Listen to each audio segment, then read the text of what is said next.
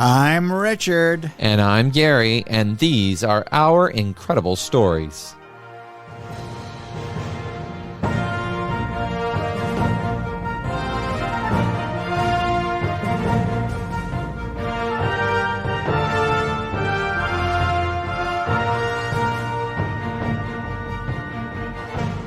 Oh my goodness, what in the world is happening here? We're coming to you on a Thursday, and our usual Friday. Tomorrow we'll have yet another episode. So why have this special episode coming your way on Thursday? First of all, welcome. We're glad to have you with us across the United States and around the world. Tonight, Gary is going to share with you some very exciting news about his latest adventure. We couldn't wait till tomorrow. We just had to tell you about it tonight. So take it away, Gary. Well, I think the main reason for us sharing it this evening is due to the fact that the first episode of a new podcast that we are behind has just dropped on Podbean, Spotify, and, well, pretty much anywhere you listen to your podcast. But it's not just any podcast. No, it's a unique one. It is called Campfire Stories for Kids. And if you're looking that up, it's Campfire Stories, then the number 4, and then kids spelled with a Z instead of an S. We're going kind of 90s on that one, but Campfire Stories for Kids. Kids being Kidz. That's right. And this is a new and original podcast created by kids for kids. And it follows the tradition of sharing stories. I mean, kind of like what we're doing, but instead of just incredible stories, they are campfire stories. And so... what are campfire stories? Well, campfire stories are what you tell around a campfire. So those can be usually scary. They're kind of scary. Well, sometimes they're scary, sometimes they're spooky, sometimes they're adventure stories, or sometimes they're just silly. It could be pretty much anything. Now, typically campfire stories, it kind of leans towards the ghost tales, but it's open for anything. But they're just stories. So, but what makes this unique, besides the fact that it's being run by kids, is that it is a project that I started up at the summer program that I work at. And it was a way to freshen up what we do during the summer. So typically during the summertime, I teach video production, film production to the campers that are interested in it. And these kids range from about 5 to 11 or 12 years old? From 5 to 12, yep. And these kiddos, they learn how to use all of the equipment, sound recorders and movie cameras and everything, and then we go through the process of editing, and it's the whole schmear. So, but this year there is no video production. No, that's what I was getting to next. This year I decided to do something a little bit different, so we're doing a podcast. Mm-hmm. And so some of them have heard of podcasts, some of them have no idea what that is, some of them thought it was a vegetable. But they're 5 and 6 and 7 and 8, and then I can't fault them for that. I'm teaching them how to broadcast. So they get to use all of the broadcast equipment and microphones. We teach them about levels and all that jazz. But they also are encouraged to write their own stories. And anybody who writes a story is able to submit it for counselor approval, because we want to try and keep this as G/PG as possible. And after that, we put together a script with their story, get together a group of actors, because we do audio dramatizations, and they get to act out their story on a podcast episode.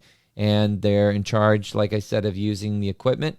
They're in charge of creating and putting together the sound effects, and they are acting out the story. Now, of course, myself and another counselor, we also lend our voices to a couple of the characters in there, because, sometimes you got to have adults to be principals, teachers, shopkeepers, miscellaneous monsters and whatnot, or counselors at a camp. So that being said, it's really exciting. We already put up a trailer, And within the first 3 days, we got, I think, 23 downloads for just the trailer. And we saw that it was popping up in the United Kingdom, Italy, Canada, and California, Michigan, Pennsylvania, Florida, and Georgia. Wow. So that's not too bad for just having a trailer up for a new podcast within just a few days. And that trailer is actually a preview for folks who use correct. it. Yeah. So anyway, it's very exciting. So I'm very happy about it. And if you happen to have some youngsters who love stories, and you think they might be interested in some exciting and interesting ghost stories or spooky tales or even some adventure or something funny, well, set them up with Campfire Stories for Kids. I guarantee you they will not be disappointed. It is 100% entertaining. And just like we put our episodes up every Friday, new episodes will drop every Thursday for the Campfire Kids. And so... Okay, so if I'm a parent with a child who might be interested in these campfire stories, yes.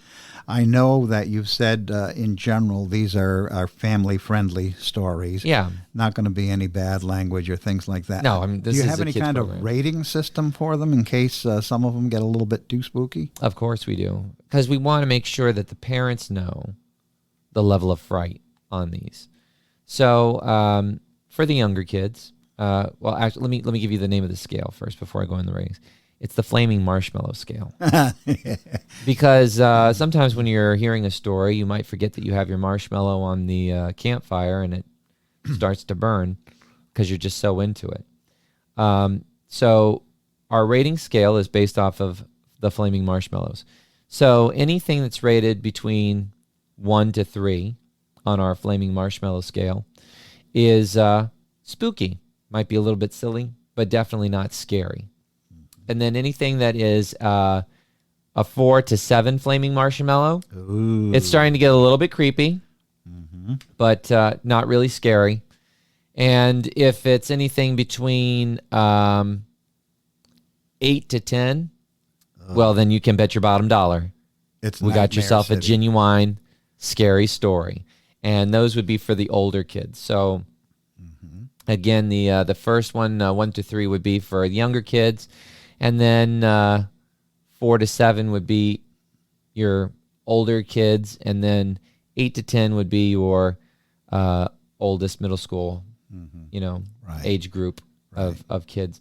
But like I said, we try and keep it family friendly, so there's no excessive gore, no bad language, nothing gratuitous or nothing explicit or anything like that. Yeah. But well, it's going to be creepy. So for some of them. Can you tell us about the first story that one of your campers created? Yeah. So the first story that we have that has just dropped is The Spirit in the Woods. Ooh. And the story follows a few kids who have a missing friend. They go looking for him and come across a unusual creature who happens to live in the woods and is looking for tasty children. So I'll leave it at that because I don't want to spoil anything. Right. Now, is this a remake of an Alvin Schwartz story? No. I'm pretty sure that was heavily influenced by Stranger Things. Okay. We had to have a conversation because a lot of them want to write their own stories. But they don't know how to write their own stories, so they look to things. Learning process, right? It adventure. Is. But what happens is they look to their favorite books and their favorite movies or TV shows, and they try and rewrite the entire thing.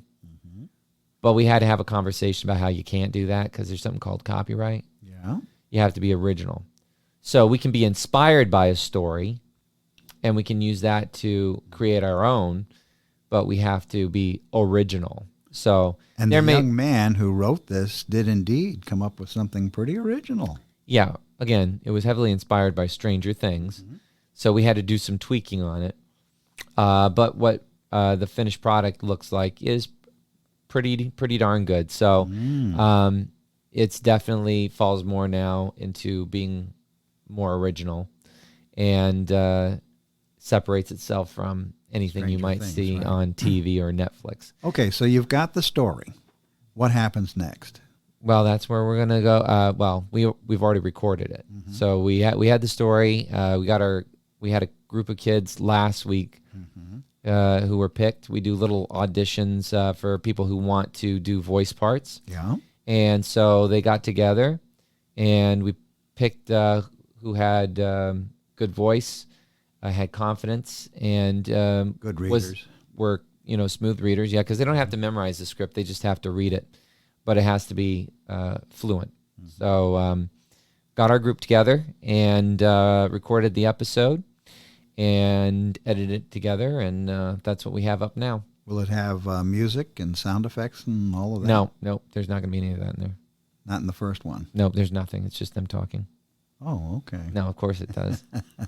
It would be very, very boring if it didn't have that. No, What like I said, sounds like to me is it sounds like old time radio. well, podcasts are old time radio. We could put the label. We've had this conversation before. We call it a podcast, but really it's talk radio. It's just in a different way. This is like YouTube is to content creators who want to do movies or TV shows or reality shows. Everybody who's on YouTube is not going to end up on TV, but they can have their YouTube channel, and there will be people that want to watch that and listen to it. Just like podcasting. I mean, some of us may never be part of a major radio program or have a nationally syndicated podcast, but we're having fun doing it. And there's people out there that want to listen to stories or, hear what other people think or talk about. And so that's what it is. But it's still radio. It's still radio. And so this is not original in the sense that it's a story-based podcast. I mean, there's lots of those. In fact, there's one that we were listening to a while back that had a group. I can't remember the name of it, but it had a group of TV actors that put together a radio show. It was a podcast radio show. And it was a murder mystery. And you had to tune in every week to hear the next chapter. And that's what it was. And HBO Max has one right now that I listen to all the episodes. They have their own Batman radio serial that's on HBO Max, and it's an all audio dramatization radio cast and professional actors and actresses that are voicing the characters, and there it is. So it's not new; it's old. It's something that's never gone away. But for these kids, I think it's unique and different enough. And again, this is something that I felt would give them a little taste of something different, give them an idea of something they may want to do as a career in the future. Podcasting is not a way to make a lot of money unless you're really good at it. But if they decide to go into radio or broadcast, Sure. well, now they've had kind of a taste of what that's like. And if they like it, it's something they can pursue. And like with doing the sound effects, that's Foley art. And so if somebody wanted to become a Foley artist and go around recording sounds, unique sounds, and producing really incredible audio for film or for music, then they had their little spark lit by doing this. And any of them that are taught how to use your master podcasting board, those are some of the same skills they would need if they were, say, working in a recording studio. Yeah, I mean, well, this isn't... There are professionals that use these to record music. They're great, but I mean, like when you go to a studio, they're much bigger and there's a lot more bells and whistles. But once you learn the basics, then you can expand. It's the basics, yep. It's like riding a bike. I remember when I first started video editing, I was using really cheap editing software, and but I learned the basics from that. And before I used After Effects or anything else. I got started with this great little home VFX program called FX Home Effects. And it was like After Effects, but it was a lot cheaper. And I learned the basics from that. And then when I moved on to doing After Effects, I already understood a lot of the concepts, and it wasn't hard to pick it up. So same thing here. I mean, you know, they learn how to use a soundboard. They learn where their levels are supposed to be, how you're supposed to use the microphone, what you're monitoring, and how to do effects and make sure that your effects don't overpower or your music doesn't overpower your talent. And another one of the jobs connected with this that there could be either some nice part-time income or as a hobby or as a professional is writing. And so you're actually motivating children in the summer when they're out of school to do some creative writing. Yeah, and that's open to any child who wants to write, because I know they spend all year working in the classroom. So doing more work isn't really at the top of their list. But there are some kids that really, really love creative writing and storytelling. And there's some kids that may have never considered it. I do Campfire Stories all summer long. I've been doing it for 20 years. And it's interesting because when I do Campfire Stories, just stories, not like the podcast, but sitting them all down, getting a whole group of them together and start telling stories, they're engaged. And then they want to tell their stories because they see what the effect is that it has on other people. Mm-hmm. And that's probably what's most addictive about storytelling. I know it's what's addicting about being a comedian, because comedians are storytellers too. Sure. It's the audience reaction, the participation. And so when you get genuine reactions and you see that the audience is engaged, it's very thrilling. And so when they get a taste of that, of course, they want to do more of it too. And when they see a story being told well and it grabs everybody's attention, then they're inspired. And so I've had kids who weren't interested in writing at all, but they come to a few stories and then they want to be a part of it. They want to do something. They would like to tell a story. Oh, they got a great idea. And I've had kids in the past that did phenomenal stories, did wonderful writing. So that might be their future. Absolutely. And you and I were fortunate enough to work for the iconic cult horror director in Hollywood, Ted V. Michaels, on several of his films. And he had only one criteria for whether or not he was successful in creating his films, and that was, is it entertaining? Yeah. And if you could answer yes, it's entertaining, he felt he had a successful film on his hands. Is it entertaining? Mm-hmm. And when you stop and think about it, that is a major criteria for any creative project. Yep, that's true. And Ted's movies were cheesy, but they were entertaining. And I remember the first time that I watched one of his movies, it was Corpse Grinders and Corpse Grinders 2. Mm-hmm. And I was so thoroughly entertained because they were cheesy. Yeah. But in the best of ways. And we say that in a good way, yes, not a bad not way. In a bad way, in a good way. They were fantastic. Yeah. And we had the good fortune to work on Corpse Grinders 3 with a Spanish production company, but Ted was the executive producer. Yeah. So, but it was always fun. And then when we got in contact with him and started doing stuff, we kind of got a hold of that. But that's true. As long as it's entertaining. So, and here's the other thing, Gary. Ted always enjoyed helping people succeed in the business, giving them a start. And this is what you're doing with this summer camp program.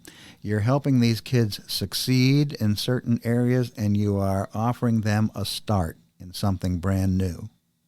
Absolutely. So if again, they get a little taste of something that leads to them doing something great in the future, then that's fantastic. And if they had fun along the way, that's even better. Even better. But I think even more so with this project, what really gets me excited about it is that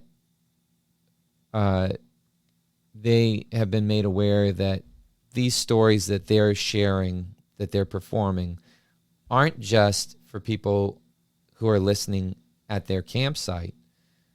They're also being listened to people throughout the United States And around the world. And so boys and girls in different parts of the country and different parts of the planet are getting to hear their story. They're sharing something with somebody else. They're doing something that affects more than just their group of friends. And that's pretty incredible. That's very incredible. So that gets me really excited about it. And I know it gets them excited. And we are keeping a map so we can track by the end of the summer how many places have listened and whatnot, and how many downloads they've had on their stories. So. I think that's going to turn out to be incredible. Oh, I think it will be. Yeah. And for folks listening to us on the Podbean platform, we follow the Campfire Stories for Kids, so you'll find that in the #1 slot of our following. And all you have to do is click on it, and it'll take you right to this new website that Gary's talking about. Yeah. And like I said, if you want to go looking for it, you can find it anywhere you find your podcasts. And that's Campfire Story Kids. Campfire Stories for Kids. Campfire Stories, #4, for Kids. Kids with a Z instead of an S. KIDZ, Kids. Campfire Stories for Kids. Absolutely. Check it out. Absolutely. I think, Gary, you may have a unique situation here. I don't know offhand of any other summer program offering this kind of opportunity for youngsters. I'm sure there could be others, but where we're at, we're it. And I really have to say thank you and give out a lot of appreciation to the City of Port Orange Parks and Recreation for being a partner to this project and putting 110% support behind it. City of Port Orange, Florida. Okay, that's great, Gary. Wonderful news. Yeah. I'm going to, when we finish here, I'm going to go ahead and listen to that episode. All right. And try not to get too scared. If you need to, you can turn the lights on, you know. How many flaming marshmallows does it have? Oh, right now, I would say this is probably, I'd say it's 5 flaming marshmallows. It's not scary. It's creepy, but I wouldn't put it in the class of like, but it's got a good little creep factor to it. Okay. We'll just say it's fun. It's fun. So the kids did a great job. And until next time, I'm Richard. And I'm Gary. And this was an incredible story. Incredible story, and glad I could share it with you. So hopefully you'll check that out, and remember to like and subscribe to our show.